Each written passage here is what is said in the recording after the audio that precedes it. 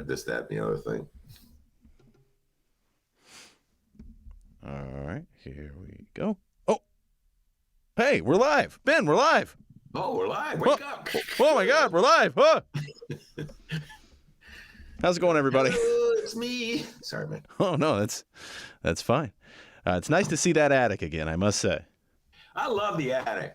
And I love this new arrangement where instead of looking at the wall of the attic, I'm looking through the window because I have a laptop, ladies and gentlemen. I'm going back in time, and I'm now a millennial, okay? And I have a laptop.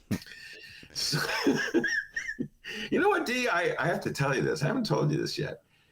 Someone told me that I have essentially divided the world into two categories. Baby boomers and millennials, and I've left everyone out. Mm-hmm. So I want to apologize to Gen X. I think it was a Gen Xer who was telling me that. I mean, Gen X, come on, guys. You really haven't done anything. I'm just saying. What was a Gen Xer? Hey, make fun of me, too. And then there's the Zs, but to me, they're just millennials. So, you know, here's the reality. I hate to break it to you. Gen Xers are older millennials, and Zs are younger millennials. Let's just be honest and call it what it is. And then there's old guys who are baby boomers. And there went our Gen Z audience. Just like that. Just like that. Your Ben Joravsky Show for Wednesday, October 20th. It's just moments away. But before we do this, let's thank our sponsors. Sponsors like SEIU Healthcare, Illinois, Indiana. I've seen a whole lot of catfish. The Chicago Federation of Labor sponsors. I've seen a whole lot of catfish. The Chicago Teachers Union are sponsors. Right now. What's that? Jesse Sharkey? All right. And, of course, today's program is brought to you by Chicago Reader. ChicagoReader.com for all things there is to know the city of Chicago, where to go, what to do, what to eat, what to drink, what kind of cannabis to smoke, eat, drink, all kinds of information about marijuana, and so much more. Chicago Reader, ChicagoReader.com. Subscribe. Go check it out. Find it in a newsstand. And check out columns from our very own Ben Joravsky. Chicago Reader, ChicagoReader.com.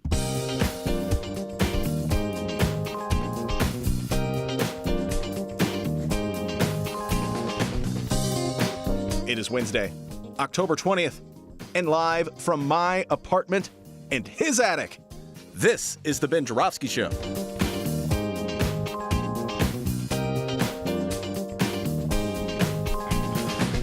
Today on the program, legendary Chicago journalist Monroe Anderson, and it's the long-awaited return of KC. No, not Kelly Cassidy, Keena Collins.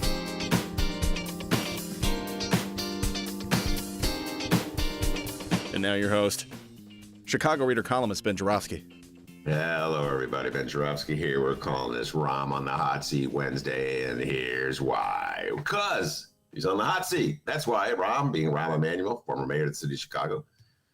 Right now, I think he's still testifying or answering questions, softballs put to him by various senators. His confirmation here. We all know he's going to get it. Well, I heard he took a nice little bike ride in between. I just biked around Lake Michigan. Right at the recess. He went 1,000 miles. Nobody asked him about health care. That's one reason alone, ladies and gentlemen, the Dems shouldn't approve Rahm Emanuel. He was against national health care. I went to Michigan. No, Wisconsin. Nobody asked him. I think it was Michigan, now that I think about it, D. Nobody asked him.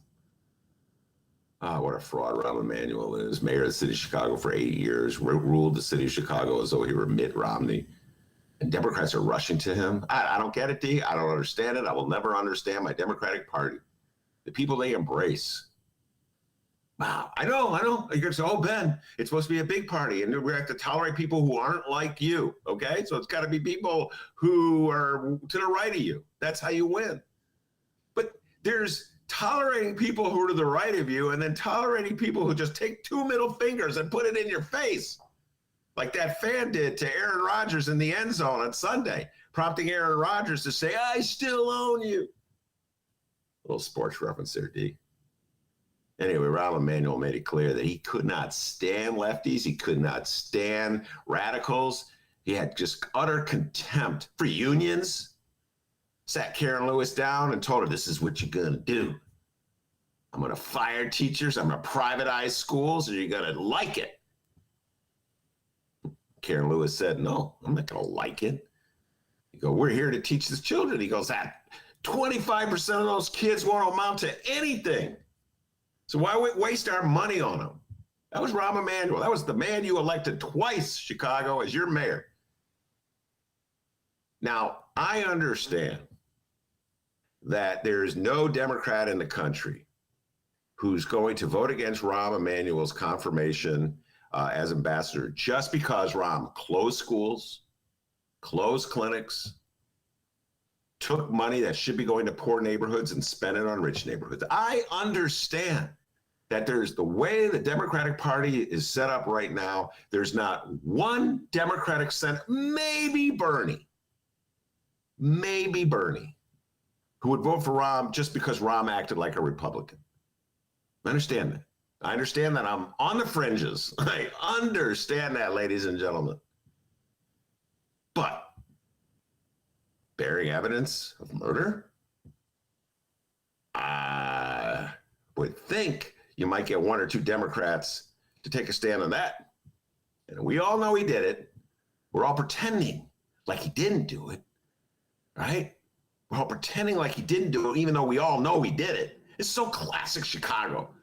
Chicago, like you talk to a Chicago in a bar or a restaurant, yeah, this is how it goes.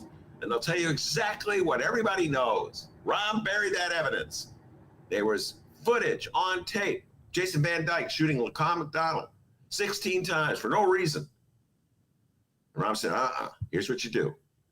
You pay off the family with a $5 million settlement, and you bury that tape, that footage, so it never sees light of day, and we forget the whole thing ever happened. Well, we all know it didn't work out that way for Rahm. We all know. Yes, it was not an issue in the 2015 run for re-election because he successfully buried it. He was afraid, of course, obviously. We all know this, that if that footage surfaced while he was running against,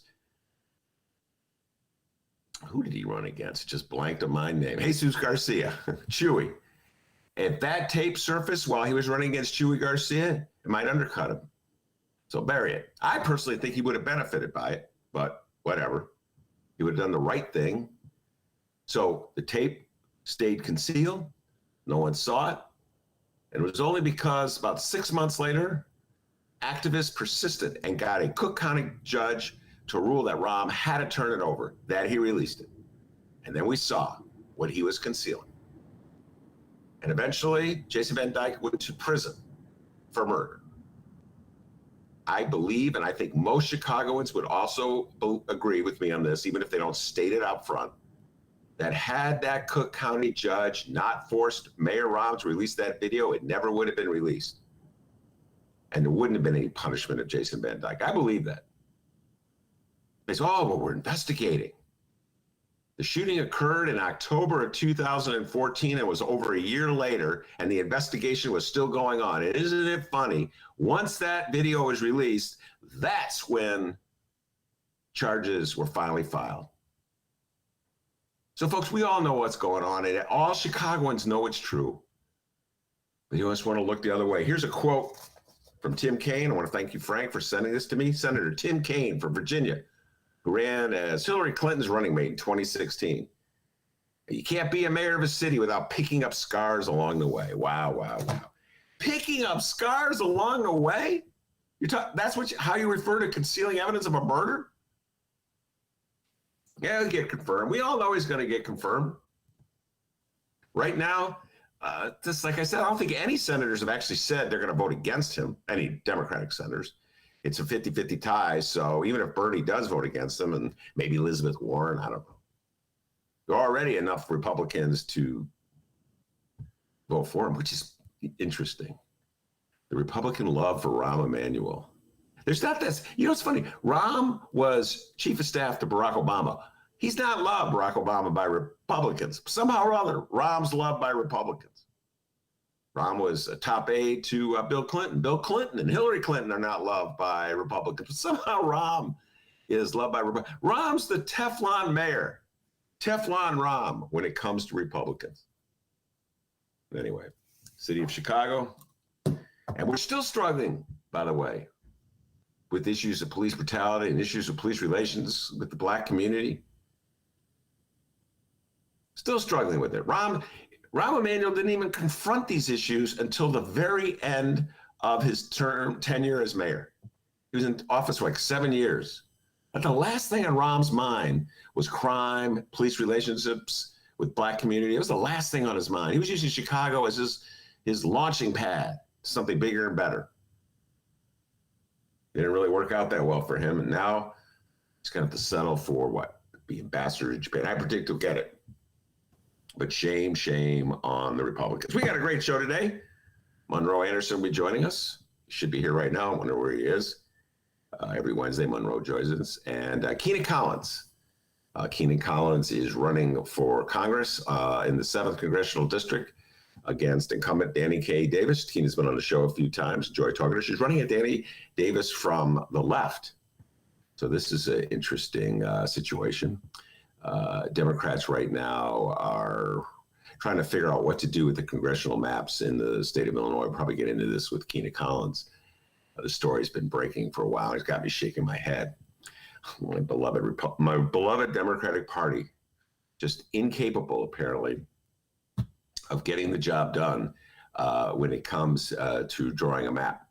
So the whole point, look, if we had a perfect situation, we all know, we would do maps that were set up by nonpartisan groups. You could have a computer draw a map in such a way just to equally distribute the population so that, really not advantageous to Republicans or Democrats. Just let the chips fall where they may. Maybe we'd have more moderate types who didn't appeal to the far extremes of each party.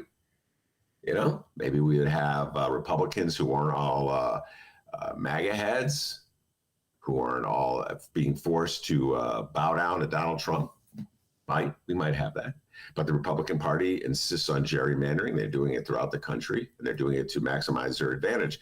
So here in Illinois, where the Democrats are in charge, my attitude has always been very pragmatic one, I think. Divide the map so that you damage the chances of Republicans to win and maximize the advantages of Democrats. Yes, play the game the way the Republicans play the game. And now it turns out that the first draft of the map that the Illinois legislators have come up with, the congressional map I'm talking about, of the 17 districts in Illinois. Monroe Anderson has joined us, ladies and gentlemen. Monroe Anderson has joined us. The first draft of that map does not really maximize the Democratic advantage. In fact, it may have damaged Marie Newman's chance of getting reelected. It may have damaged Lauren Underwood's chance of getting reelected. I'm like, my beloved Democrats, do you not know how to play the game of politics? Have you learned nothing, absolutely nothing from the last 30 years? You draw a map, you're supposed to hurt the Republicans. You draw the map and you hurt Democrats. I'm all fired up and upset about this. Irritates me to no end. So I'm going to bring in a calming source in my life. Great Monroe Anderson, who calms me down. By the way, Monroe, you're looking very good. I think you got a haircut. Yeah, finally. Monroe is looking a little hippie-like for the last. I was trying to bring the 70s back. God bless the 70s, man. I love the 70s. You know, it's funny. I wrote a column about the Reader's 50th anniversary, and it's just in the middle of it. I just started reminiscing about the 70s, because that's my first article I ever wrote for the Readers back in the 70s. That's how old I am, Monroe. What a great decade that was. Anyway, let's not spend our time, Monroe, reminiscing about the 70s. Let's get right down to the topic I really wanted to get your thoughts on. We'll just start off with Coleman Powell. The general died. What was it? Was it yesterday, Monroe? I've lost track of time. I think it was day before. Day before. Yeah, day before. You're right. So much to talk about this on many different levels. He actually died as a consequence of COVID, which the Republican reaction to that is just goes to show you why, in my humble opinion, you should minimize Republicans' power in the state of Illinois, their reaction to Coleman Powell's death on the COVID front. I think we should minimize it nationally. We don't want to limit it to Illinois. Yeah, I agree with you on that point. But in Illinois, the Democrats have the ability to do some minimization. And we'll be talking about the congressional map with Keena Collins a little bit when she comes on. But let's also talk about the mixed legacy of Colin Powell in the aftermath. Since he's died, many centrist columnists like your old friend Clarence Page, many right columnists like Bret Stephens of the the New York Times have been just lionizing Colin Powell and for the life he led, et cetera, and so forth. What's your take on the life and legacy of Colin Powell? I liked Colin Powell. I mean, for what he represented and what he went through. If you stop and think about it, he was born in 1937. When he was born, the Army was still segregated. And these series of firsts that he managed to do, it's very impressive. However,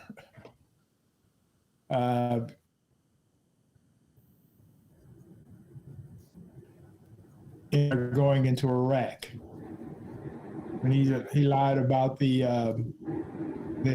yellow, what was that stuff? The yellow something that could give Saddam Uranium, yeah, that we could make the bomb, yeah. Now, apparently, the CIA lied to him about it, but he should have been a little more questioning, I think, because that was a big lie.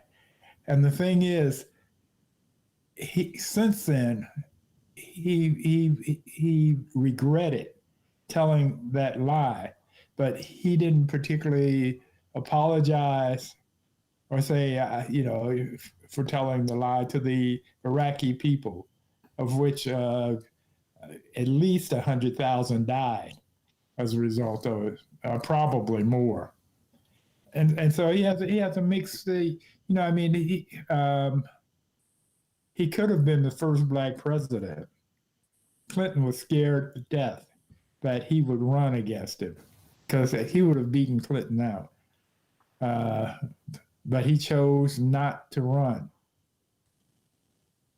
He gave some public reason, but one of the rumors that I heard was that his wife Alma had some emotional, psychological problems, mental problems, periodic, not for her.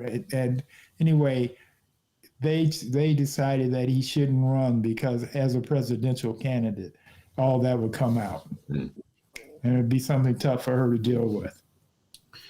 And of course, the other thing you got to give him credit for is he went with Obama as a Republican. Against John McCain in 2008. Yeah, and he and John McCain were friends. Yeah. Two things that you hit on, and I'd like to come back to them, both of them. One, of course, is the role he played in preparing this country to invade Iraq. Very significant role. Without Colin Powell, I don't know if there had been as much support for the war as there was. Right. It would have been, the opposition would have been limited. It largely is limited to lefties like me.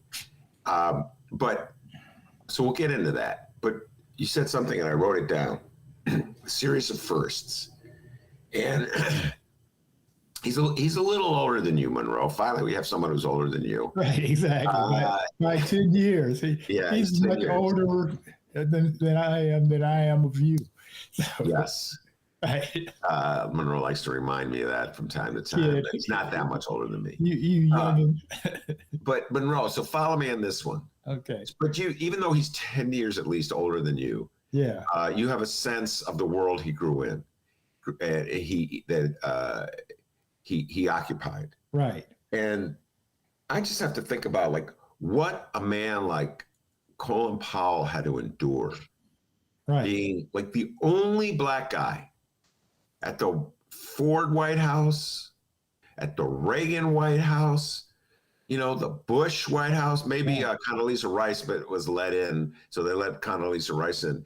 But just a sense of being, people talk about the first.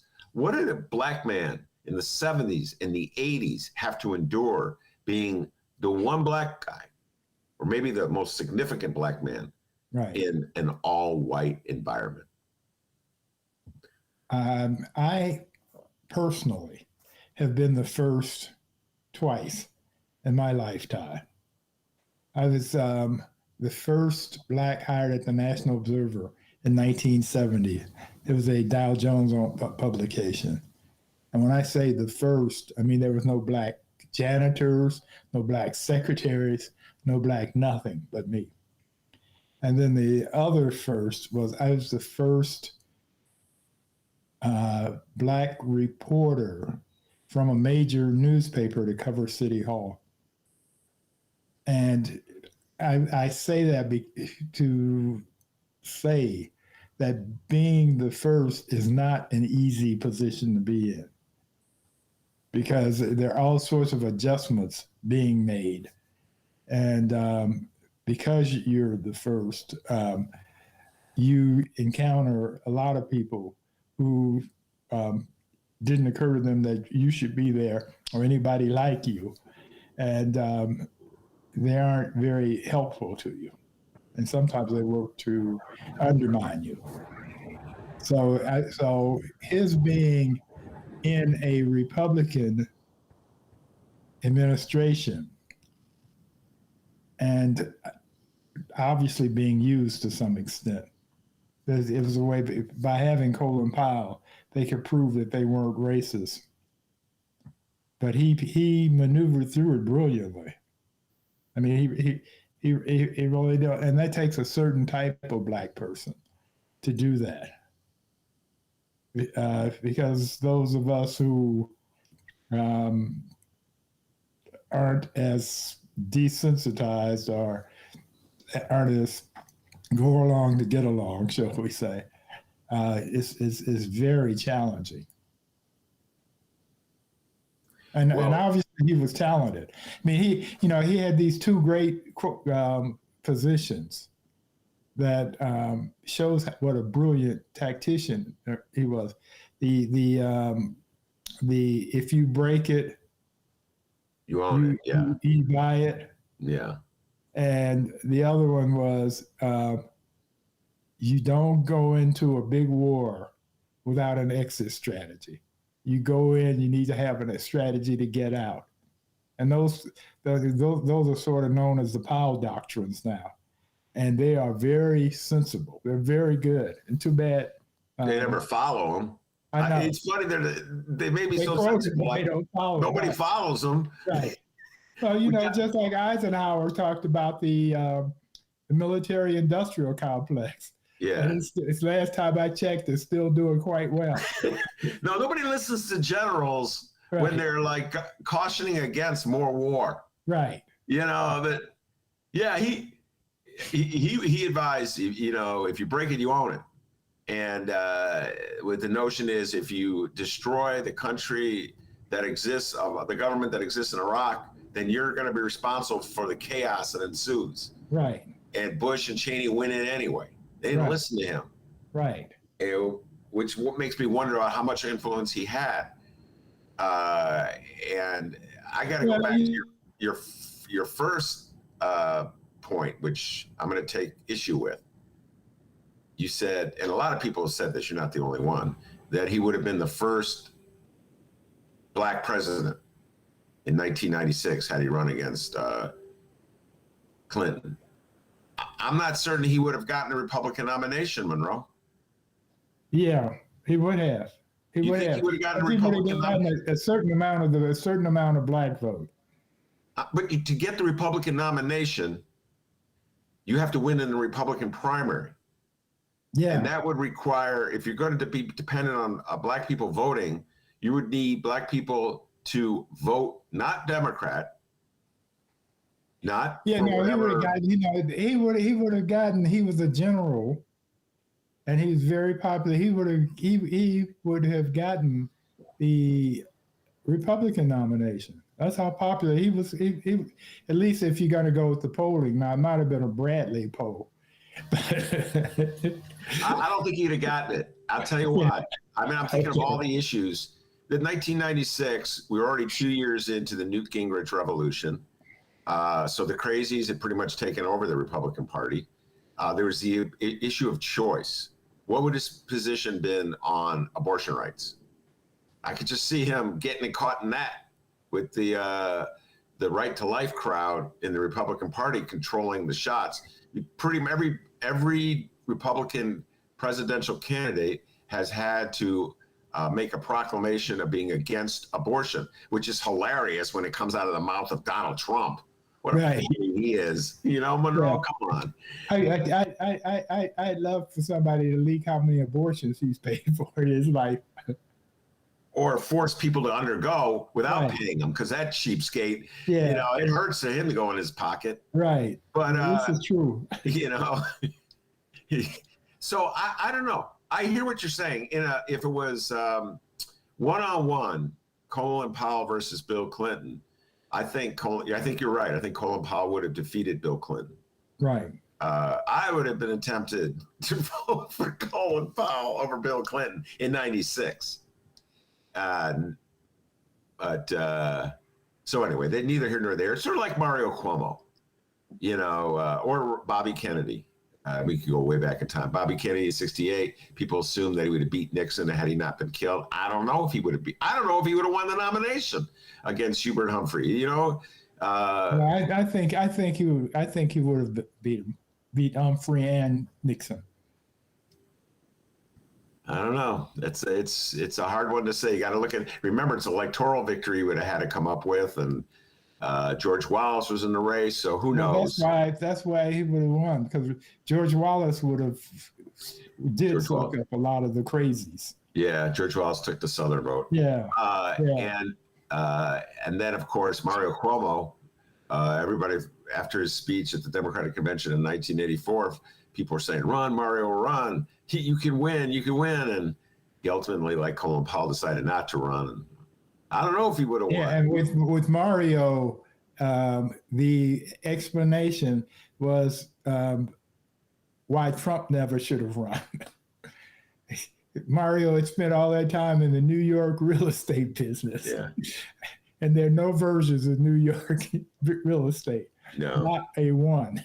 So there are no virgins in New York real estate, and there are no virgins in Chicago politics. Right. All right. And finally, let's go back before we bring on, we're going to reach out to Keena Collins to bring her on. She's running against Danny Davis in the 7th Congressional District. We'll broaden the conversation a little bit. But Monroe, let's get back to the contention about his legacy left over from his speech at the United Nations. And I was listening last night to an interview he gave, I think it was with Larry King, about 3 or 4 years after that speech. And he realized that speech was going to mark his legacy. Yeah. And he realized he'd been used by Cheney and Bush. Right. And I think he regretted that he didn't just walk away. And at least because he walked away, first of all, on a personal level, he would have his integrity. On another level, I don't know they still would have launched the war. They would have found somebody else to go make that speech. Yeah, no, Bush wanted to go in there because Saddam had put out a hit list on his father. And so it was up close and personal as far as he was concerned. And Cheney wanted to go in because Cheney likes shooting people and things and bombing people and things. And why have all that power and not use it? That was Cheney's opinion. Yeah. A madman, a lunatic, Cheney. And I think that Colin Powell, let's put it this way, in the end, the Republicans, Donald Trump used Colin Powell this is so weird to think about, Monroe, to win over MAGA people. You follow what I'm saying, Monroe? He used Colin Powell. He was like, Colin Powell endorsed Hillary Clinton, and Colin Powell endorsed Joe Biden. And Trump's response was, "Who cares? This is the guy who brought us into war." Right. Which is so bizarre. All of a sudden, Donald Trump, of all people, who I don't recall ever opposing a war, was trying to look like he was the peace candidate in regards to Colin Powell. Trump was all over the map when it came to wars. He didn't believe in participating, for example.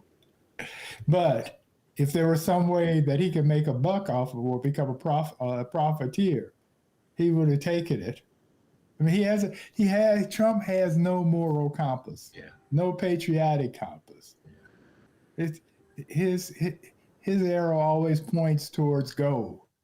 In fact, to this day, I don't really understand why people didn't compare him to Goldfinger. Because he from the James Bond movie. Oh, yeah. Yeah, right. I mean, because he was a lot like that character. The Goldfinger character, the one.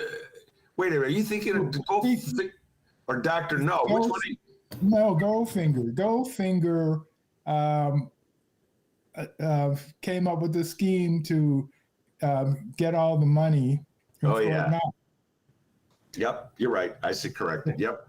Yeah. All right, we're gonna enough talk about James Bond movies. We're gonna bring Keena Collins into the conversation. Keena Collins is running for Congress in the Democratic primary in 2022. God, it's right around the corner. Against Danny K. Davis, who has been the congressman from the 7th Congressional District. I want to say since 97. Yep, Keena. I was going to say 98, but you beat me to it, Keena Collins. So, first of all, welcome back to the show. And I think the first time you came on my show, it was a Wednesday, and Monroe Anderson was on it as well. So Monroe. I am familiar with Monroe being on your show, but this is not the same person I'm thinking of. Who's the other guest that you always bring on? I know it could be one of many. But I thought it was Monroe. But don't worry, I'll have his name by the end of this. It was another Sergio. It could have been Sergio, but it was in the studio. It was the first time Keena came on. It was in the Sun Times studios when we were still at the studios before COVID sent us away. All right, Keena, you have some news. When you announced that you were running against Danny Davis, you ran against him last election cycle. He was victorious. And then you announced you were running against him in this cycle. And you're running at him basically from the left, as I like to say. Justice Democrats has endorsed you. So you're going to be Chicago's AOC if you are victorious. And people said, you can't beat an incumbent Chicago Democrat. You can't beat an entrenched congressman. Well, one thing, you can't out fundraising. Well, I guess you got a little news on that front, Keena Collins. So why don't you break your news? Go ahead. Yeah, first I'd like to say thanks so much for having me back on, Ben. It's always great to be back. Monroe, you don't know, but I actually went to high school with Ben's daughter, Hannah. We always tell people that every time we we're on. But yeah, I came in second to Congressman Davis in the 2020 primary, and we're back again. We've been the only candidate to announce, and we've out fundraised Congressman Davis twice in a row. In the third quarter and in the fourth quarter, the second and the third quarter, and now we're in the fourth quarter, and we hope to do it again. I'm not taking a dime of corporation money. But I would like to say, I don't think you can run too far to the left to Congressman Davis. And I don't necessarily think that is what this race is about. I think it's about exploring a new vision for the west side of Chicago. And I think the person who can fulfill that vision is, someone who is an Austin native, which is the largest and most marginalized community in the district. All right, excuse me for putting you into a leftist category where I live. Did you graduate from Whitney Young? No, she's Von Steuben. Von Steuben. Oh, Go okay. Panthers. Yeah. My oldest daughter went to Von Steuben. Oh, okay. And she, I think she's a couple years older than Kina, and I believe she was like her gym. She was a PE leader, and she never gave me any flack.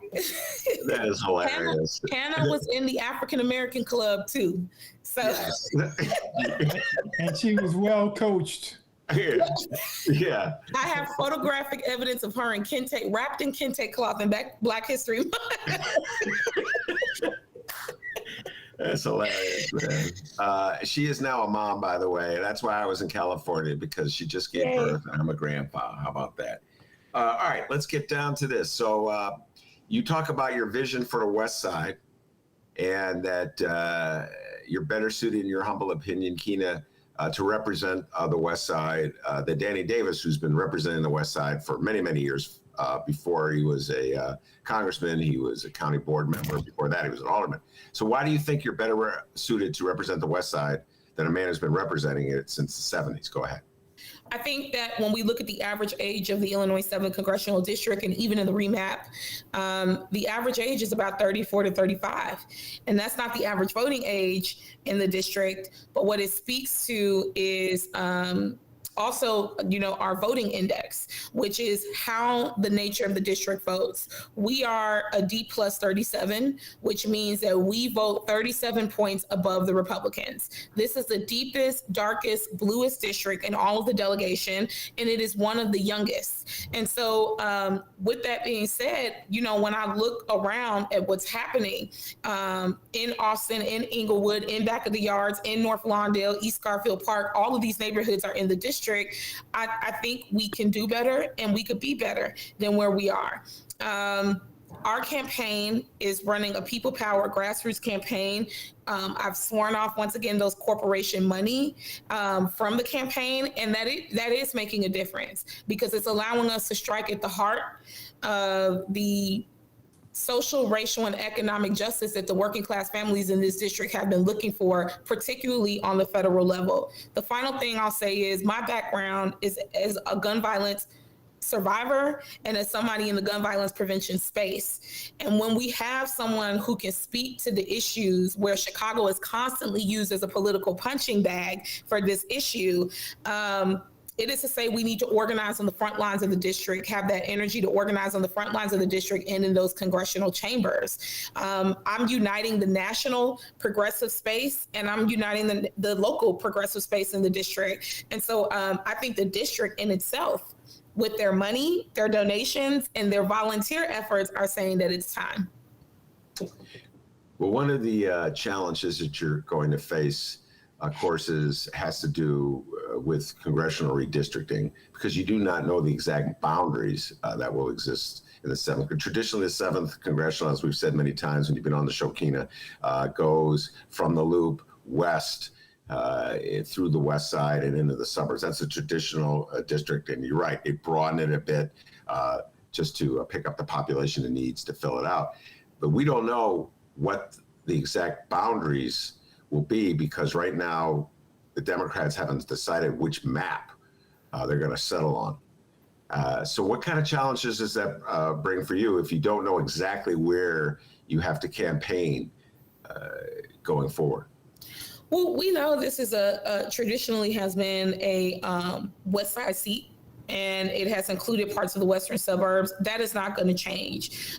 We expect and anticipate an uptick in the Latino population, because that happened all throughout Cook County, and that has just been happening. 26,000 African-American families have left the Austin neighborhood, which is the second largest neighborhood in the city of Chicago, and it's the largest neighborhood, once again, in the district. And so what we saw in the first draft of the map was that we were pushed a little bit further east into to the south side of Chicago, which included, in addition to, an extension of Bronzeville, Northern Kenwood, and Hyde Park, Hyde Park is traditionally in Bobby Rush's district in Illinois 1.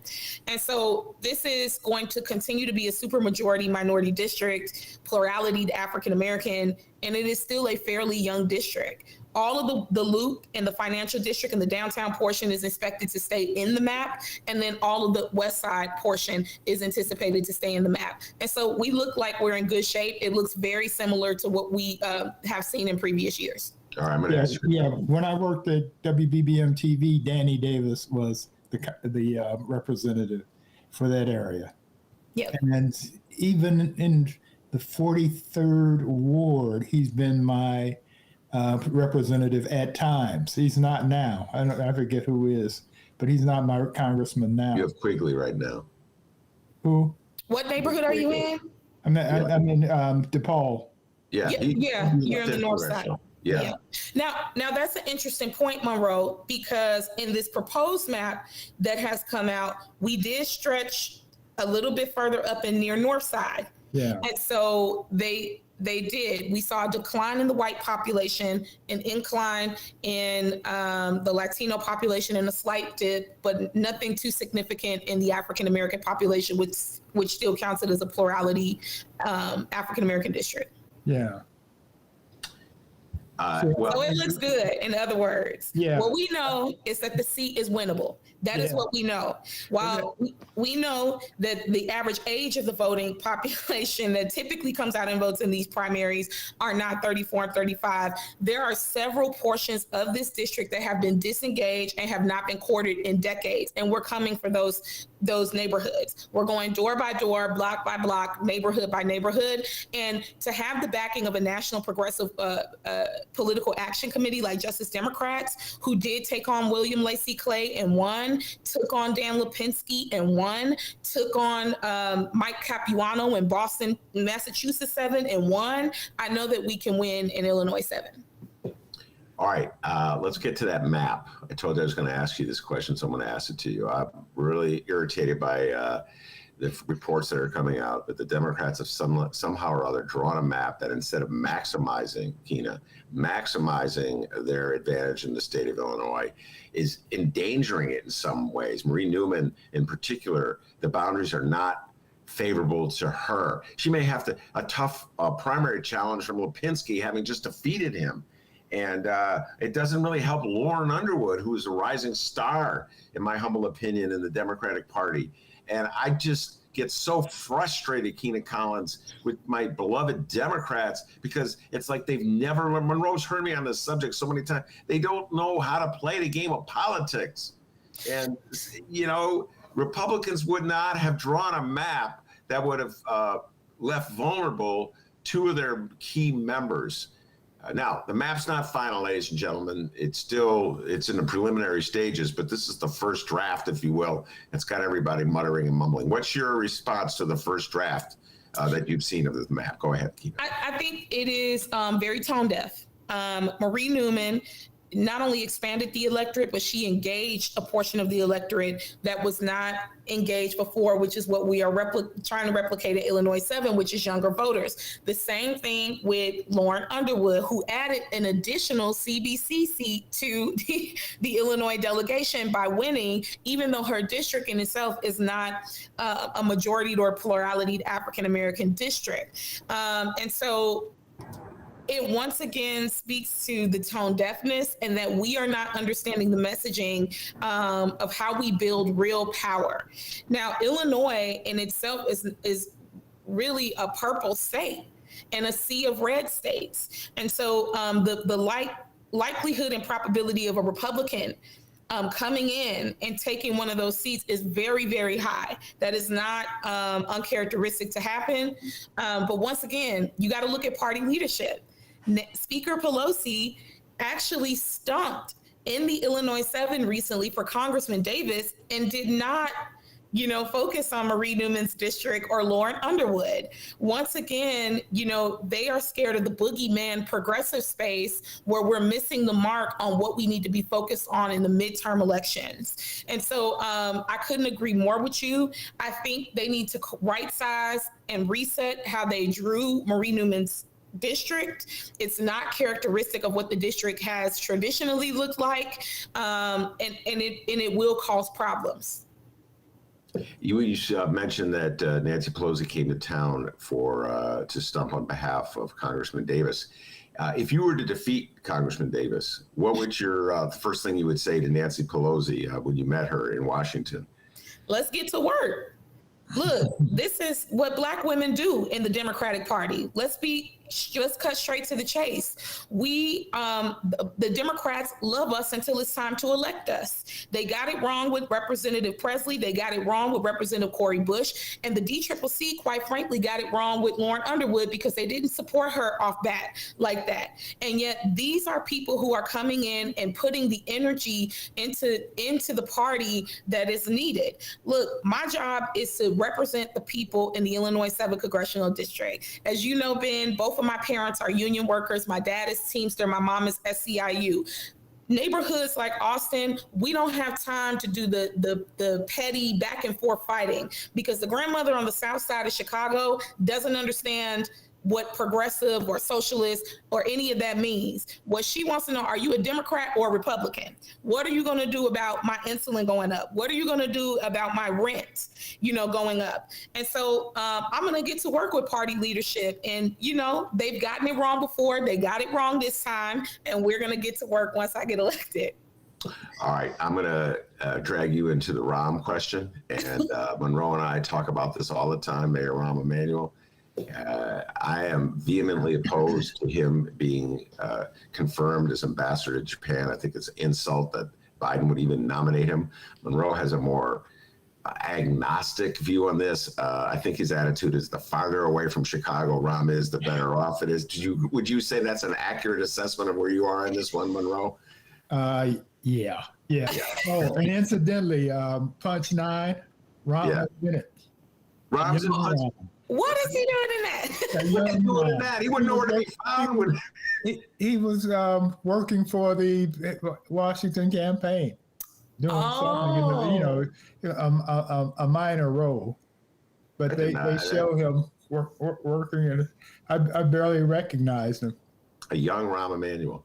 All right. So, Kina, who are you with on this one? Are you more Monroe in terms of just get him out of Chicago, whatever it takes? Or are you more me in what a disgrace this is? Go ahead. I mean, it's not either or, it's in both. What a disgrace. And the further away we need to get him from Chicago is he needs to be in jail for obstruction of justice of what he did to Laquan McDonald.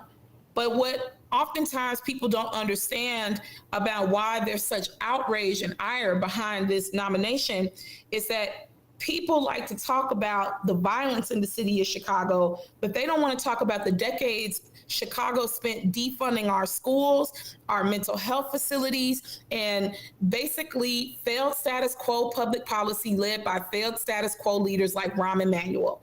The violence, you want to know what violence looks like? It looks like abandoned buildings, vacant lots, and mayors with surgical precision conducting the largest public school shutdown in American history. And that is Rahm's legacy.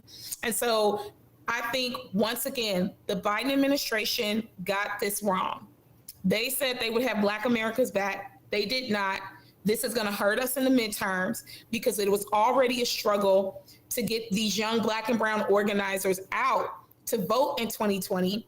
And here we are basically being slapped in the face. The litmus test is very simple. I listen to what you say and then I watch what you do. And if what you say and what you do are not aligning, then, it's hard to get engaged. And so from every front, this was an awful decision on part of the Biden administration. Monroe, do you agree with her, with Kina, on that point that it will hurt the Democrats in 2022?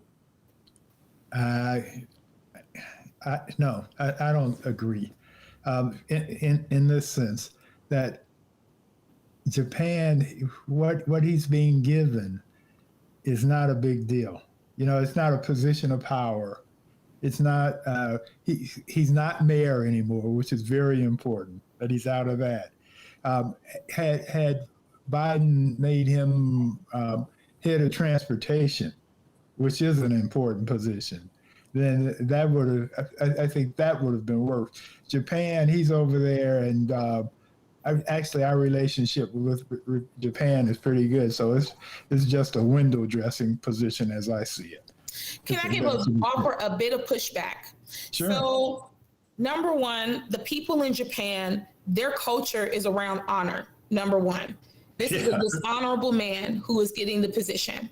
Number two, the Japanese marched with Black Lives Matter last summer for George Floyd. It was a global protest across the country. But I think number three, the reason why I think this hurts is not solely about Rahm Emanuel, it's what it represents from this failed status quo leadership.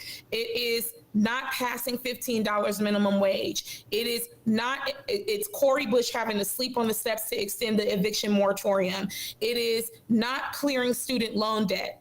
Everything that we ran on as Democrats, so that's a different thing. And we have basically reneged on. Right. Now that's on Biden. Yeah. I mean, it has nothing to do. And this is another example of that. Yeah. Okay. Except I don't think it's an example because I don't think it's that important. He could have been made just as easily been made ambassador to Sweden or something. I think the Republicans use this as a talking point. That Democrats do not care about Black folks and people of color. Oh, yeah. That is what Trump did to weaponize people, and Trump expanded his electorate amongst Black men and especially amongst Latino men, where it was almost 40% of them voting with Donald Trump. Yeah. So, we can't act like 2020 was the highest voter turnout in the history of the country, but Trump expanded his electorate amongst white women, amongst suburbanites, amongst people of color. And so what they did was created an echo chamber, and they used what happened with the Democrats against themselves. Yeah. And so this is another example of that. Also, this is the final thing I'll say. Last summer, the AAPI community came out and they put out a list of demands because of the uptick in anti-Asian hate crimes that were going on. They wanted full representation. And as you remember, U.S. Senator Tammy Duckworth, who is supporting Rahm Emanuel now, she threatened to withhold her vote if the Biden administration didn't include more Asian Americans in the administration. You couldn't find any other qualified Japanese Americans. This is hypocrisy at its height. We got on Trump because he put a lot of cronyism before actual qualification. And this is an example of cronyism over qualification. Well put, Keena Collins. And I'll just say that you were. I'm pretty much agnostic about this, so I'm not going to be arguing. But I agree with you. Let's get them as far away as possible. Out of Chicago. I think Monroe is just too proud to concede on this one because about a month ago, Kina, we had the great Del Marie Cobb on the show. She's a regular on the show, and she was on with the same segment as Monroe, and they were debating Rahm Emanuel. And Del Marie, a longtime political strategist from the south side of Chicago, who's, by the way, leading the charge against Rahm, or one of the leaders of the charge against Rahm. He was at our press conference yesterday as a police board. Yeah. And so she made some of the same points you make, and they really hit home with me. And that is that the great weapon, there's two weapons that the Republicans use to defeat the Democrats when it comes to Black voters. One is to make it more difficult for Black people to vote, which is what they're doing in Texas and Georgia and Pennsylvania, et cetera. And the second one that Del Marie talks about all the time is to spread the message that it really doesn't matter. That no matter who you vote for, it's all the same. The Democrats will never come through for you. They put you on their plantation and they ignore you and they just take your vote for granted. You know what's wrong with that argument, though, is the Republicans the voting rights bill is in the Senate right now. They're about to vote for it any minute now, and they're going to vote against it. I mean, they have so many anti-black things that they're not going to have these talking points at all this time. Well, no, but the point is that what are the Democrats doing? Yeah, exactly. So, like, the reason Hillary Clinton lost Wisconsin, or one of the reasons, is that black turnout fell throughout the state, particularly in Milwaukee. And the attitude was, like, Trump says, "You live in hell. What has voting for Democrats got you?" And in Monroe, you're absolutely right. Not only is he not going to do anything for black people, he's going to be a negative force. Right. But when you look at the Democrats put up a guy who buried evidence of a murder, I mean, in addition to closing all the schools and the mental health clinics, it's like, what do you stand for, Democrats? Do you follow what that's what I struggle with on this one, where I agree with. I mean, all I have to say is Del Marie Cobb is a walking political brain, number one. But I would advise people in the country to hashtag listen to black women, because we are the strongest voting bloc in the country. And we don't just go to the polls, we bring people with us to the polls. So we're constantly you're the best educated voting bloc. Yeah, we're educated voter base. That's the thing. Yeah. We're constantly listening to and getting the temperature. And you know why? Because a lot of the times in corporate boardrooms or schools or whatever, black women are the fixers for a lot of these problems. And we're seeing and we get hit the hardest when we try to push back. Because we know how detrimental this public policy is, and it's from a generational standpoint. And so when we're waving the flag and saying, this is not smart, you should probably listen. Because we're going to vote. We will be the ones that definitely go out and vote. Yeah, no, I got you. My argument is that it's being the ambassador to Japan is not a big deal one way or the other. That's why I'm agnostic about it. If it was an important job, then I would be against it, and something that would impact us, then I would be against it. But now I don't care. It's not that I'm going, well, we really need Rom in Japan to fix something or do something. Well, I care, because he should not have an international platform. And whether it was Emmett Till, Trayvon Martin, or Laquan McDonald, I think we are in a crystallizing moment in the Black Lives Matter movement after the George Floyd murder, and we should be capitalizing off of that. How is it that Ron will be appointed as in an international position before they passed the George Floyd Policing Act? I mean, we haven't even eliminated chokeholds federally. We haven't even eliminated these systemic forms of racism and the criminal injustice system. And so how is it that he is being rewarded? It's not about the position. It is about the accolade and the recognition from the highest office of the land. Yeah, there's absolutely no accountability for the role he played. Absolutely no. And I do believe there should be accountability, but that's how it goes with Chicago. He's not there anymore, Ben. That's the accountability. That's the most important thing, is that he could not run for mayor again. So he got his comeuppance, as far as I'm concerned, because that's what he wanted to use that position as mayor to someday become the first Jewish president, and that's not going to happen. Are we sure? Because he's surely being brought back into this space and reemerge. And also, I think what is notable that people keep glossing over is the $13 million he has gotten in the last year alone. He enriched himself after this cover up. And so, this is capitalism at its finest that does not work for working class people, racism at its finest that does not work for working class and black and brown folks in this country. And it's, once again, just the upholding and the protection of police state sanctioned violence. All right, I'm going to switch topics a little bit here and talk. You mentioned that you're from Austin. The community of Austin on the far west side of Chicago. And we've talked about it. I told you this, Kina. We talked about this a lot. The shootings that occurred in Austin, I forget when it was. I've lost track of time. about a month ago, I want to say, in broad daylight.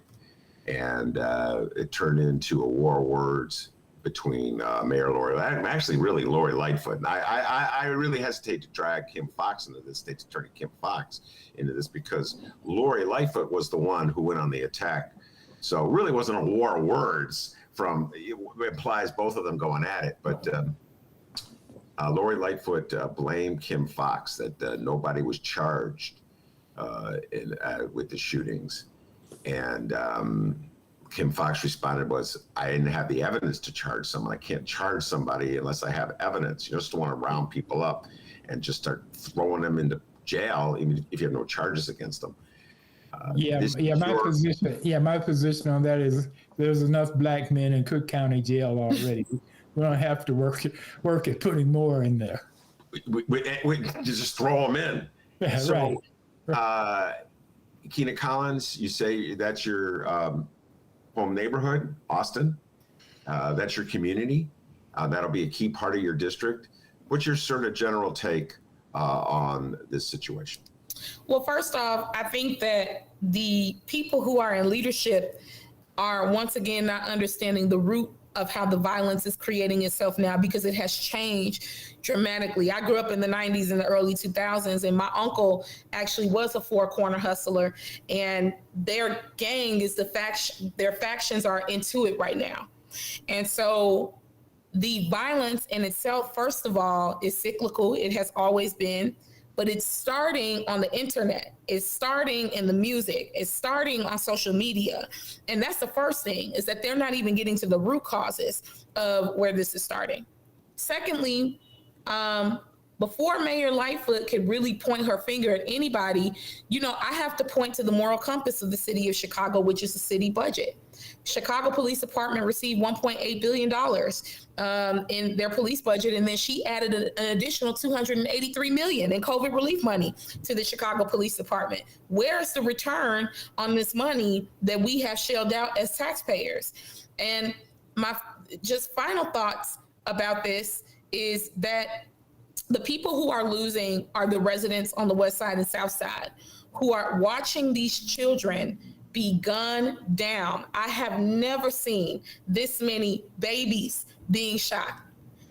The young lady, Kiara Cole from Michelle Clark, was just murdered from the girls basketball team. And so the reason why I bring up the city budget and the money is because this issue of violence is a multi-billion-dollar problem.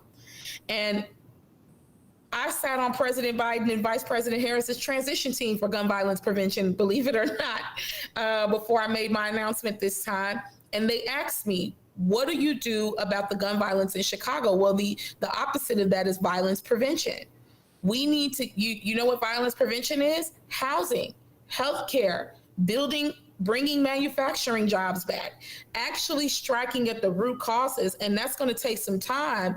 But immediately, what we need to be doing is accountability needs to be taken on all the leaders, from the alderman to the state attorney's office to the mayor's office. But I do find it rich that she immediately pointed to State's Attorney Kim Foxx, when you got to figure out the mayor's office isn't doing everything in their power to strike at the root causes of the violence, because I don't think that they even understand what these young people, why this is going on and where it's coming from. And so that's my initial take. But people on the West Side are afraid right now. They know, that these shooters will come back. People are afraid to step forward and speak to the police out of fear of retaliation because the relationship is so breached. You got the superintendent fighting with the mayor's office and the FOP union president fighting with the detectives not working with Kim Foxx. We're losing. That's how people feel on the West Side. Right. We're losing. We want everybody to do their damn job. That's what we would want them to do. Right, I agree. The way I look at it is, if you're a young black man on the West Side or the South Side, you got to worry about getting shot by the police and the bad guys. That's right. That's right. The average age of shooters right now is between 18 to 29. That's the same as homicide victims. And then that's not even counting the carjackings that are happening with firearms. And so this is going to what is happening in my frustration with the mayor's office and what's happening in city council is that they are not investing in prevention. They are investing in reaction. And so it is costing us more, not just in dollars, but in life, in our communities. If we continue to invest in the reactive ideas on how we tackle this, we're just going to see more young people perishing in this gun violence. And so I want everyone to get their heads out of their, and to really start striking at the root causes of this. I heard somebody say that, and they apologetically said it, but they said we should bring back midnight basketball because that would give some of the kids something to do. Do you think that's a minor step? Obviously, that's not going to solve the problem. Well, yeah, we need to bring back the structure of the nosy neighbor for sure. Yeah. My grandparents, when they moved from the South to South Austin, that was in like the 1970s, 60s. They were one of the first Black families on the block, and they created a block club. We don't even have those anymore. But we do know that statistically, as more people are out and they know their neighbors, they communicate better on these issues and will come up with mechanisms and systems to figure out how to combat this violence that's happening.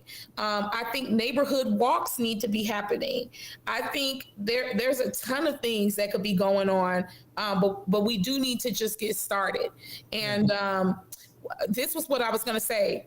My critique of Mayor Lightfoot, that was, you used the example, Monroe, of basketball. When COVID-19 happened, they went into every park and took down the basketball rims. Why would you do that?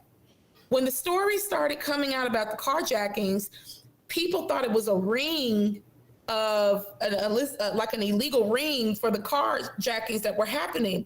No, these teenagers are stealing the cars and they're joyriding and then they're abandoning the cars. Yeah. So what does that indicate to you? They don't have anything else to do. Right. So our young people slipped through the cracks in the pandemic. Yeah, and I grew up in Gary, Indiana, and my next door neighbor as a teenager, was a car thief because there wasn't enough to do at Gary. So he was stealing cars when he was 14. And joyriding. Yeah, and joyride. That's what he was doing. We went to see the first James Bond movie together. And we walked downtown to see it. And from where I lived to downtown was probably a 2-mile walk or something. When you're a kid, that's not a big deal. Right. And we're on the way back home. And he looks at a car, he says, there's this car. We can steal it and ride home. They don't have your fingerprints. I said to him, there's a reason they don't have fingerprints. Right. They're not going to get them. They're not going to get them either. Right. But I mean, go ahead, Ben. But Monroe, I do want to follow up on what you said about the midnight basketball because I don't sneer at it. And I'd love to get Kina's thoughts on this. And it all is coming. I almost can't even get the words out because I have so many feelings coming through at the same time, Keena Collins and Monroe. But it's like when Rahm closed those 50 schools, that was an opportunity lost. And I know there were people at the time saying things, and nobody listened to them because they were lefties, but they were saying things like, open the schools, keep the schools open, community centers, around the clock, from morning to night. You could have all kinds of classes, before school, after school. You could have, and not an organized basketball, Monroe, not just like, okay, we're going to open up the gym and let everybody run in, but you hire somebody from the community who knows the people, like Keena Collins was saying that she knows the people in Austin. So they know all the characters. They say, okay, we have rules in this gym. We're going to abide by the rules in the gym. We're going to respect each other, and you're going to have to pay somebody. Oh, the city of Chicago hates paying salaries of workers, but they love giving out contracts to developers. Yeah. And I just like when Monroe said that about midnight basketball, it really, I'm with them. I'm with you, Monroe. I do believe you should expand You could have theater. You could have art classes. You could have music classes. You could have science class. Something Whatever. constructive for them to do. Yes, something constructive. But what do we do in Chicago? We close 50 freaking schools and we pound ourselves in the back and say, "Oh, we saved money," which is probably not even true, Keena. No, it wasn't. It wasn't true. There was a study that came out that we actually did not save money, and I could send that to you, Ben. Yes, I'm glad you added that last caveat, which is I would go further. Our kids need to be learning how to code for technology. Yeah. They need to be brought into a green economy. We need to reclaim some of these vacant lots and abandoned buildings where we need to hold these banks accountable and tax them for not beautifying and keeping up these buildings and just letting them sit there and rot. Children know when you invest in them and when you do not. And if you are walking past a boarded up school, that sends a message that your education is not important. They also had no plan to cross these kids across gang lines when they shut these schools down. Now, here's two important points about the school closures. We brought that up earlier, right? And we said, what are the average age of these carjackers and these shooters? They are teenagers, right? The school closures happened a decade ago. Next year will be a decade. That means they were 3, 4, 5, 6, and 7 when that happened. The early part of their education, which was the fundamental development. The final thing I'll say is, as a gun violence prevention advocate and somebody who has written this policy around this, we know that between the time of 4 p.m. and 7 p.m. is when these shootings occur. So that's why you have to get young people engaged in an extracurricular activity so that they are not either in the way of firearm or they're not doing the shooting themselves. Yeah. And so you have the time frame of when shootings happen, but then you also have how public policy and elections have consequences of who we put in these offices. That was nearly a decade ago, and now we're seeing shootings and carjackings go through the roof. Yeah, no, the seeds were planted. And now this is what we're having. Yeah, I know. And the only mayor that I recognized at that time, may she rest in power, was Karen Lewis. And Karen Lewis was the one, as you know, was a good friend of yours, Ben Jarosky. She was the one talking about the impact and was trying to paint this picture of what would happen to the city of Chicago had we not had a plan in place. But first of all, you shouldn't be shutting public schools down to begin with. But the charter schools came in and gobbled up, our public school system ate itself alive. And so, I really want to amplify and lift up Karen Lewis because she was at the forefront of that fight 10 years ago. Yeah, she was. And I started the show by talking about how one of the first things Rahm did after he got elected was sit Karen Lewis down and tell her, you're going to tell your members that I'm firing them, I'm privatizing schools, and they're going to like it. And Karen Lewis stood up to him. And yeah, it was a damn shame, obviously on many levels, that my old friend Karen Lewis got sick when she did, because I do believe she would have defeated him in 2000. She would have, as we would say in Chicago, she would have dog walked him in the election. That would have not been a pretty thing for him. Yeah. But, the progressive space catches a lot of flack, and we only talk about price tags when it comes to not when we're over militarizing our communities or, investing in new police academies, but when we're talking about the investment in environment, education, and healthcare. And I think that we have to look at ourselves and start to scrutinize that moral compass, which is the city budget. All right. Before we have to end the show, I definitely want to ask Monroe something. And Kina, more than welcome to stick around and participate in this part of the conversation, even though we're going to talk about things that took place before you were born. But Monroe is sort of the star, not really, Harold Washington is the star, of a documentary that I have not seen yet, but I'm really dying to see it. Punch 9. It's a documentary about the great Mayor Harold Washington, as everybody knows, the greatest mayor the city of Chicago ever had. In fact, my line is, Monroe, if you're going to do a Mount Rushmore of mayors, Mount Rushmore, there's 4 figures on Mount Rushmore, so you have to come up with 4. There'd only be 1 figure on our Mount Rushmore because we only have 1 mayor worth putting on Mount Rushmore, and his name is Harold Washington. Right. And I'll go, what about Gene Sawyer? I'm like, the man didn't even get elected, so I don't know if he could go on Mount Rushmore, but he's better than the other 2 that came after him. I'll give you that, Monroe. So talk a little bit about Punch 9, the Joe Winston's documentary about Harold Washington. You got to see it. I haven't seen it yet. Like I said, I'm really dying to see it. Talk a little bit about it, Monroe. It's very good. It's very good. And what's interesting about it is that it's an hour and 45 minutes. So it's a fairly sizable documentary.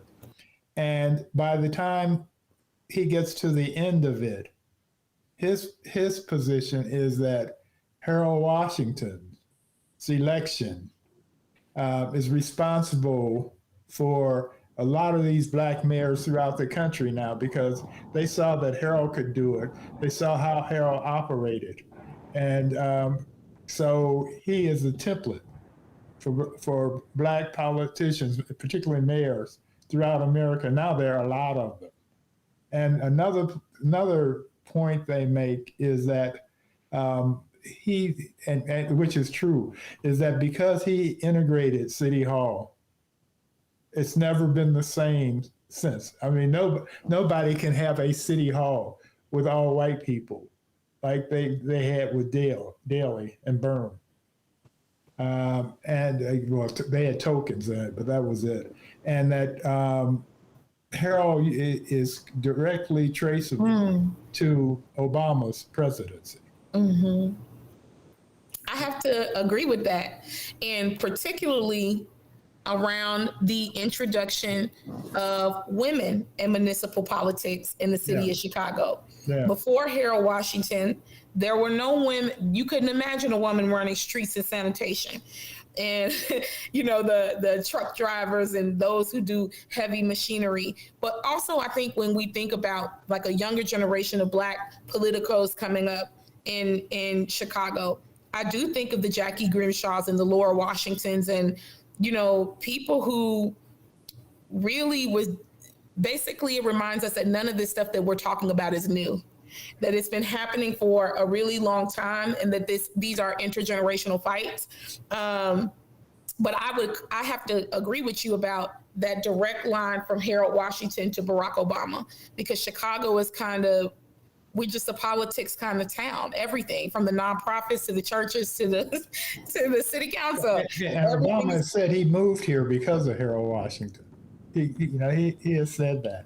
And they show in the movie, in the movie, the documentary, they show him as a kid right out of college. They have video footage on it where he's a kid and he's working in the campaign already. Who? Barack Obama? Yes. He wasn't even in Chicago when he was Harold an organizer when Harold became mayor, correct? Yeah. After he moved to Chicago after Harold Washington. Yeah. But Harold after Harold, he didn't get Harold elected, but he was working. I see. Okay. Yeah. There's a photo of him kind of looming in the background at an event with Harold Washington. Right. And people always talk about the Alinsky model, how if his organizing, he wasn't the leader at that point, but he was an organizer. Background, yeah.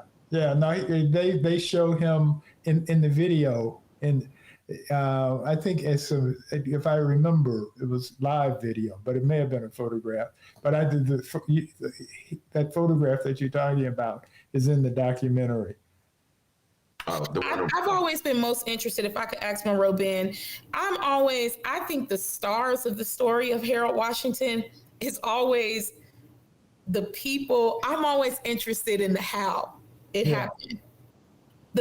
Getting them there is less interesting to me, because the real friction came, them getting in the position or being in the position is less interesting versus the coming and having the intuition of picking. It was something very special about picking him out of a group of people, and then the consensus of Black folks in Chicago, and how that was a wave that brought in all the other groups and demographics in the city of Chicago. And so, I'd like to hear your perspective on what it was like at that point in time, and just how special that was. Right. Well, see,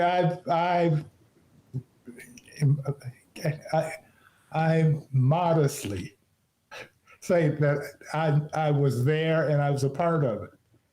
I didn't single-handedly do anything, but for example, I wrote a piece for the Tribune, op-ed piece, predicting that the first mayor of Chicago, the next mayor of Chicago would be Black. And the two people I named, because they were the two whose names were being bandied about the most, was Harold Washington and Roland Burris. And so those are the two I said it's going to be one of those two. And I knew as a Tribune reporter that there were meetings going on. Once Byrne put those white women on the school board, that was what set it off. What triggered it, right? Yeah, that's what set it off.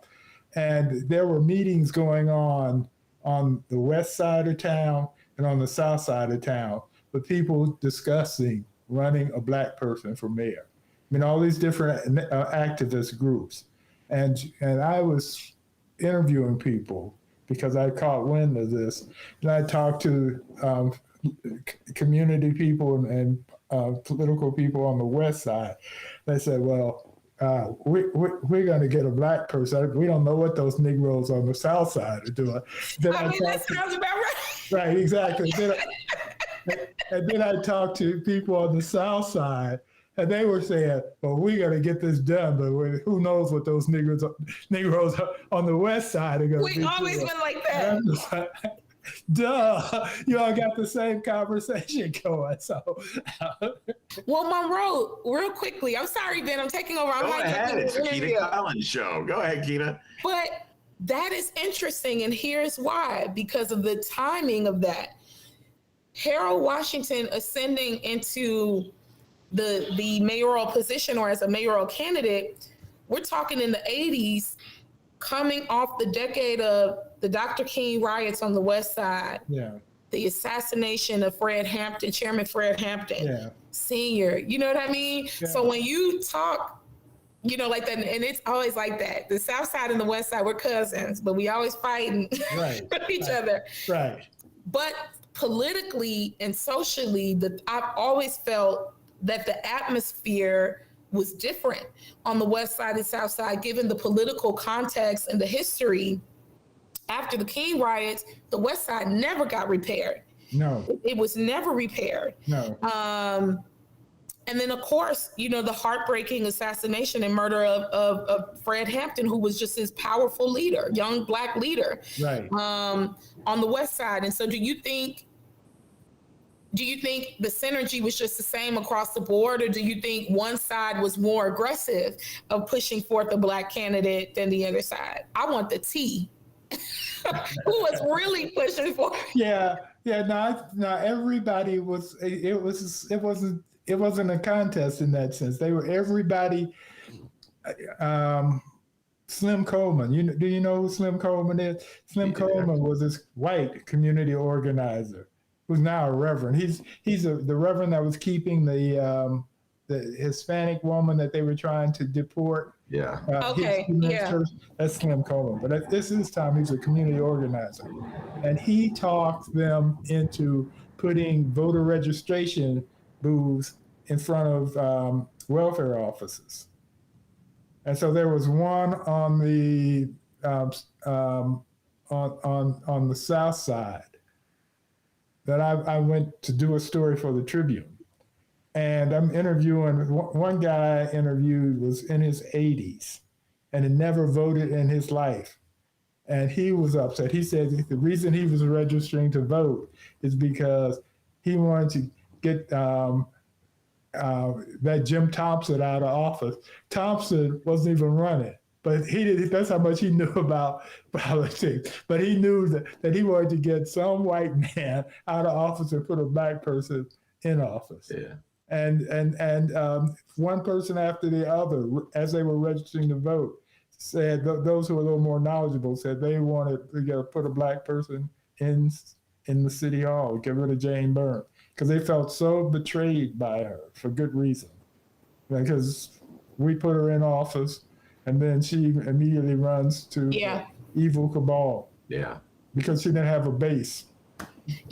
But to tie everything together. Yes. Going back to our Rom conversation, is this: you have to stand for something to get people to come out to vote. Yeah. And Harold Washington never ran away. He evolved from a machine politician, a machine Democrat, to be a lefty. So he appealed to people like me. Yeah. But just an outspoken black man. Yeah. Who was going to stand up for black people. Well, he was a lefty in the making. I mean, he was a closet lefty. He was a lefty, Monroe.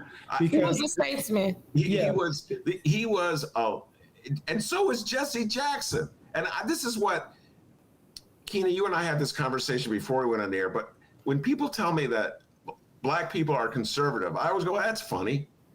The two most popular politicians in my lifetime in Chicago who were black were Harold Washington and Jesse Jackson. And they're both lefties. But they're black men.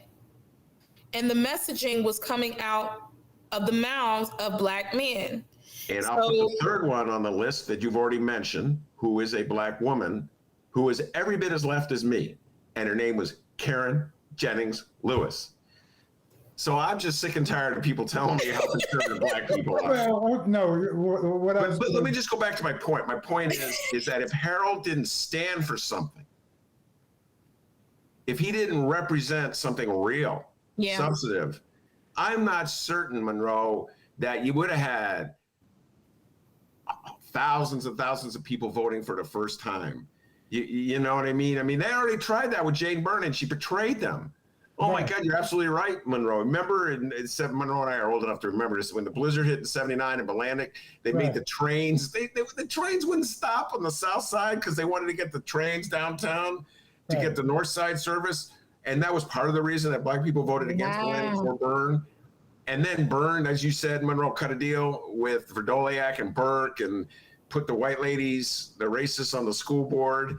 And it was like, but Harold Washington represented something. I'm just saying that if you don't stand for anything, it's hard to fire people. A couple of things have been: Harold Washington went to Roosevelt University, and Roosevelt was sort of a leftist center. In fact, it was that. I mean, they had communists back in the days when communists were communists, and not just being called names. And so he was exposed to that, but he was an intellectual. I mean, he read everything. Yeah. He was reading all the time, so he had that background. But when people talk about blacks being conservative, yes, they're in church and they have these Christian things, but the thing that radicalizes us generation after generation and time again is racism. Nothing will make you anti-police more than being dogged out by a cop just simply because you're black. And every black man, I mean, Obama has had that experience. I'm blanking on his name now. Henry Louis Gates, the professor at Harvard. Yeah. How did you know what he was thinking? Because he's right. We could tell you all the stories. Mm-hmm. You told to go to school, do this, do that, and he was a Harvard professor. You don't forget something like that. He was a Harvard professor, and they arrested him at his house. Yeah, right, for trying to break into his house. His house. But Keena, it's just amazing that you saw in his head the one name he was searching for. I can read your mind, Monroe. I think that that's true. What I would like to see, and I'm glad that we're talking about Punch 9, is more of an acceptance of this younger generation of young Black politicos trying to break through, because I feel that the ground has been laid and the path was blazed. And we know the politics is changing, in Cook County, across the state of Illinois, across the country. And so that legacy, should be brought forward. And I agree with you 100%. And I think it's happening, and the thing is, I've known Bobby and Danny since I covered City Hall in the early 80s when Harold was first elected, and they were both aldermen, and I liked them both. And Tiama Romero was my secretary before she became Danny's. So I've known her, but. And don't tell anybody, but I think it's time for a change. Don't tell them I said that. Don't tell them you said it. You just said it. On the radio. They're going to get a call as soon as this is over. They're my friends, and I have a great deal of respect for them. But at some point, you need some fresh blood. I've been speaking to reporters about that, and one unique story about our particular race is that comparable to other progressives who are running in different districts across the country is that I've been in Illinois 7 for 5 generations, my family. Yeah. And Congressman Davis has been my congressman since I was a child. Yeah. And so when people have asked me, why would you primary a progressive Democrat? I said, y'all don't know the history of Illinois 7. Congressman Davis challenged Keena Collins, the first Black woman who sat in the seat, not once, but twice. Yeah, she asked me to be her chief of staff at one point. And I said, no, I don't think I want to go to DC. It worked out well for Illinois 7 that he challenged twice. Yeah. Bobby took out Charles Hayes for the same reason. But going back to your district, I had a talk with Danny one day where he was talking about how difficult it was for Blacks to get into politics on the West Side because the mafia ran it. Yeah. And they were shooting real bullets at real candidates. And Claude Lewis, was that his name? The alderman? Ben Lewis. Ben Lewis. Ben Lewis. It is a journalist named Claude. Yeah, Ben Lewis. He ended up dead, being in politics on the West Side. So, Danny paid his dues. Yeah. So, but the thing is, Danny literally turned 80 last month. I know. Yeah, and so. But I think also something could be said that we haven't had a woman in the seat since the 70s and 60s of Miss Representative Collins, God rest her soul. Yeah. And when we think about the corridor that I'm in, my city councilman, my state rep, my Cook County commissioner, and my congressman are all men. But when we look at who's lifting the weight, it is the women, and they do feel neglected. And in light of Congressman Davis defending R. Kelly, in this case that he's just been convicted of child rape, I think there's a real concern in this Me Too era about how intersectional and intentional are we being in our public policy and the vision that we could have for extremely progressive districts like the Illinois 7. Yeah. All right, very good. Keena Collins, Monroe Anderson, we have to go for today. If you want to hear more Keena Collins, I'm going to let this cat out of the bag. You can watch Marianne Ahern tonight. Marianne Ahern came and interviewed Keena Collins earlier today. So it's Keena Collins Day in the city of Chicago today. And you'll also I think there's going to be an anti-Rom rally Yeah, so it's actually Laquan Day. Today is the anniversary of Laquan's murder, and some of the original organizers from the Black Friday shutdown and from the protests will be at Federal Plaza at 6 p.m. tonight. Very good. All right, Keena Collins, thank you so much for coming on the show. Monroe Anderson every Wednesday on the Ben Joravsky Show. My dear friend Monroe Anderson. He's not really the star of Punchline, but he's in it so much that they're thinking of renaming it the Monroe Anderson Story. Right.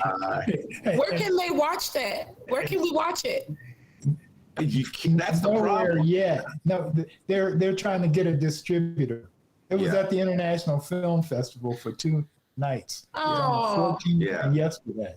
And our mutual friend Sergio Mims, the co-founder of the Black Harvest Film Festival, comes on the show all the time. I thought I was going to watch it at the Black Harvest Film Festival, but now I'm not. I don't know. I got to talk to Sergio if they are going to have it at the Black He's trying to get it, but they're negotiating. They're trying to get a Hulu or something like that. Yeah, to Hulu. Yeah, or Netflix or whatever. Well, Netflix, they talk to Netflix, and Netflix doesn't want anything more than 100 minutes, and theirs is 1 hour and 45 minutes, so it's over the limit. So Netflix is not interested. I got the impression. Yeah, but they will. It is good. It's very good. They will get picked up someplace. Okay. Yeah, it will get picked up. I'm looking forward to seeing it, even for other reasons than the fact that Monroe's in it. All right. I have maybe 10 appearances in it, but each one is for one sentence. Literally, I say, Harold was a good mayor. Quick, cut to Laura Washington. All right, very good. Monroe Anderson, Keena Collins, thank you very much. Appreciate you being on the show today. And I also want to thank the man, myth, the legend, the pride of George Alton, Illinois, without whom the show would be possible. That'd be our great producer. And as Monroe and Keena will tell you, back home in Alton, they call him Dr. D. Give yourself a raise, take it out of petty cash. See you tomorrow, everybody.